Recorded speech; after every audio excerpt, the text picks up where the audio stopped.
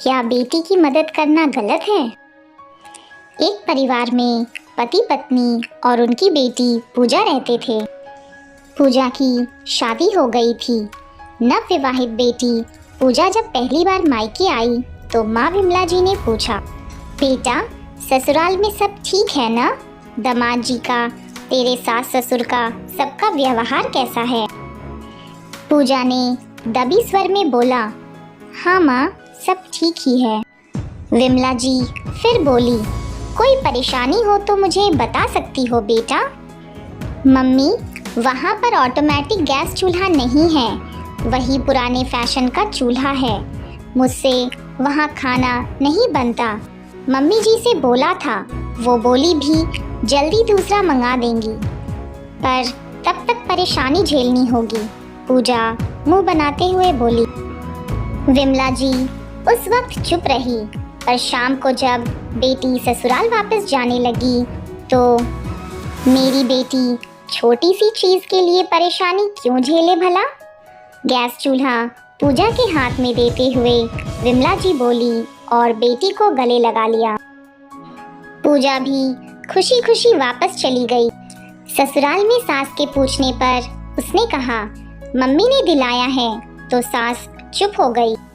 कुछ दिन बाद पूजा अपने मायके 10 दिन के लिए रहने आई। बेटा, गैस चूल्हा सही काम कर रहा है ना? अब तो कोई परेशानी नहीं? विमला जी ने चाय नाश्ता के बाद बेटी से पूछा।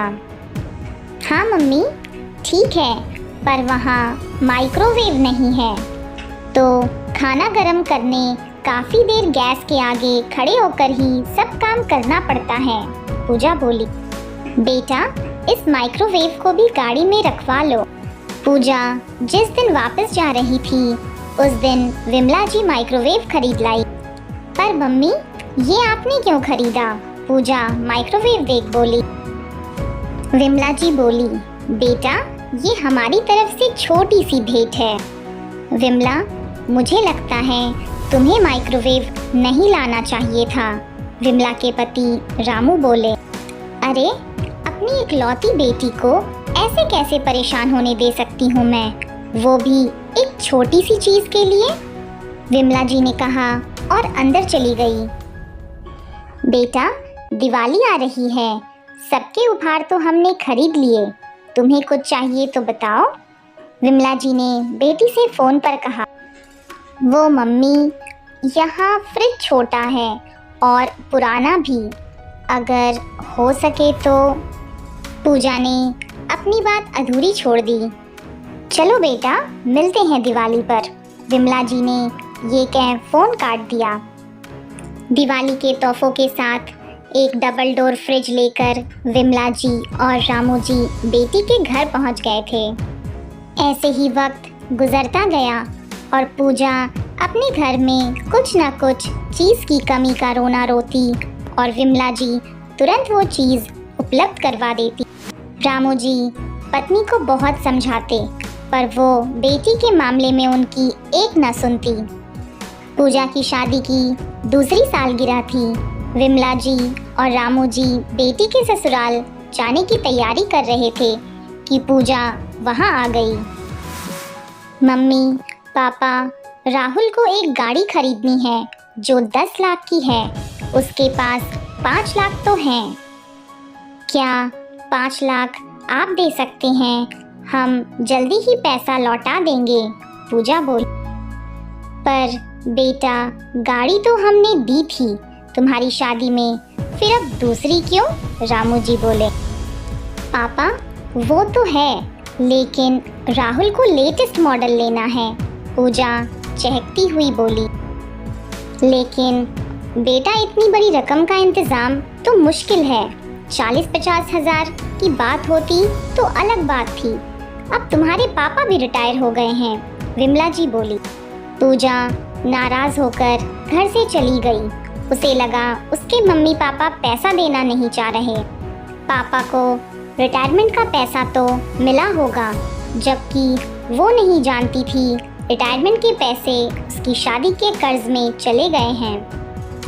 सब ठीक तो है। 2 दिन बाद बेटी को दरवाजे पे देख विमला जी चौंक कर बोली। वो मम्मी, राहुल नाराज है, बोलते हैं गाड़ी में तुम भी तो घूमोगी। आधे पैसे का जुगाड़ मैंने कर लिया, आधा तुम नहीं ला सकती क्या अपने माँ बाप से? वैसे तो वो तुम्हारी सहूलियत को हर चीज़ देते थे, आज मैंने बोला तो नखरे दिखा रहे हैं। अपने घर जाओ और पैसे लेकर लौटना। पूजा ने रोते हुए सारी बात बताई। बेटा, ये तो दामाद जी ने बहुत गलत किया।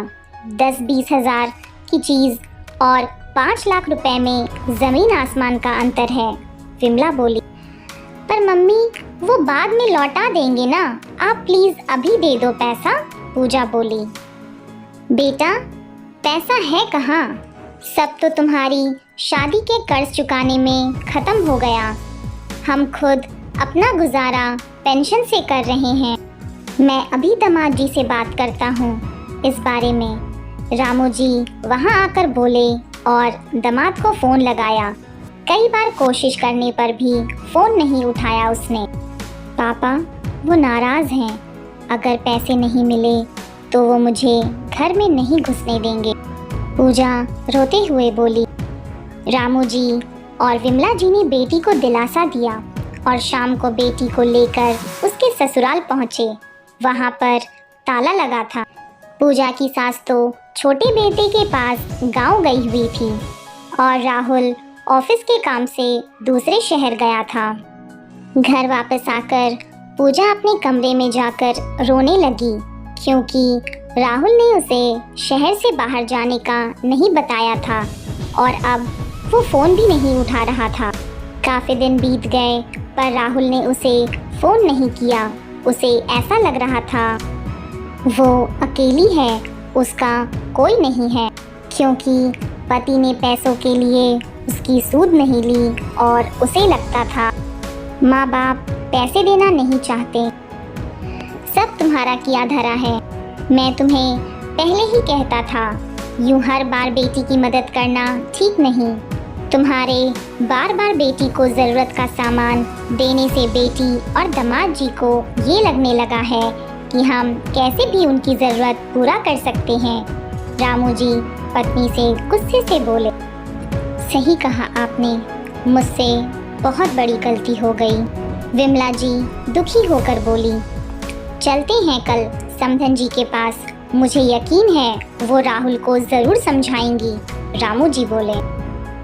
अगले दिन सुबह ही वो पूजा को लेकर राहुल के भाई के घर चले गए। वहाँ पूजा की सास से उन्होंने सारी बात बताई।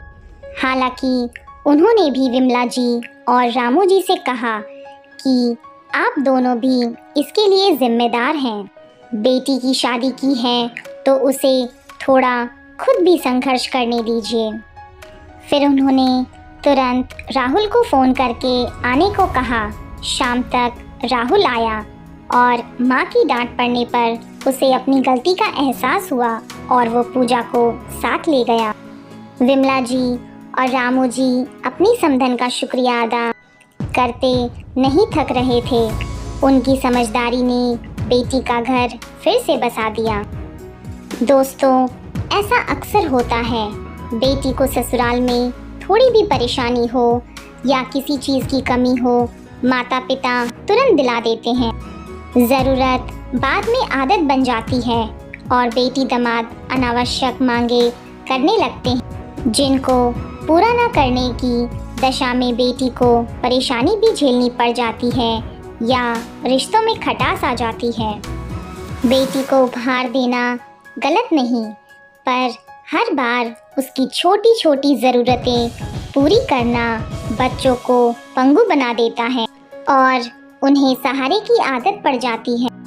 आपने बेटी की शादी की है, अब उसका सुख दुख में साथ दीजिए, पर कुछ परेशानियों का सामना खुद भी करने दीजिए।